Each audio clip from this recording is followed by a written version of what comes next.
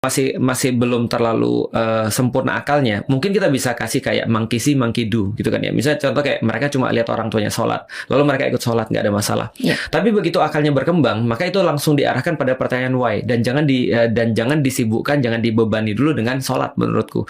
Karena kalau dibebani dengan sholat yang Mbak sampaikan tadi, ujungnya itu jadi beban nantinya. Contoh ya yang sering jadi beban, kayaknya baru kemarin Ramadan, kok udah Ramadan lagi. Nah itu berarti Ramadannya jadi beban tuh. Udah, itu sinyal nggak sih ya Ustaz?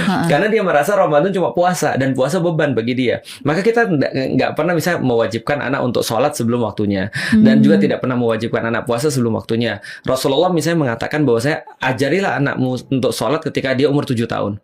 Dan ada patokannya itu ada Ustaz? patokannya. Jadi 7 tahun ajarin anak-anak, tapi nggak perlu diwajibkan. Nanti kalau sudah 10 tahun dia belum mau untuk sholat, baru dia harus diajarin untuk ada konsekuensi, atau ada dipukul ketika dia nggak mau sholat. Tapi dipukulnya juga ada artinya nanti, bukan dipukul ekstrim dan brutal kayak orang-orang di kita ya gitu ya. Jadi, nah tapi sebelum itu adalah Rasul sering memicu pertanyaan-pertanyaan yang bersifat why tadi.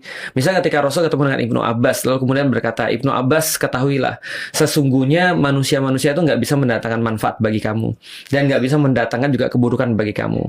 Hanya Allah tempat kamu berlindung. Minta kamu perlindungan pada Allah. Kalau kamu berharap, hanya berharap pada Allah, jangan pada manusia. Karena kalau manusia berkumpul dan pengen ngasih kamu kebaikan, mereka nggak bisa ngasih kebaikan kalau Allah nggak ngasih. Dan kalau mereka berkumpul memberikan keburukan, maka mereka nggak akan bisa ngasih keburukan kalau Allah nggak ngasih. Maka semuanya dikoneksikan pada Allah.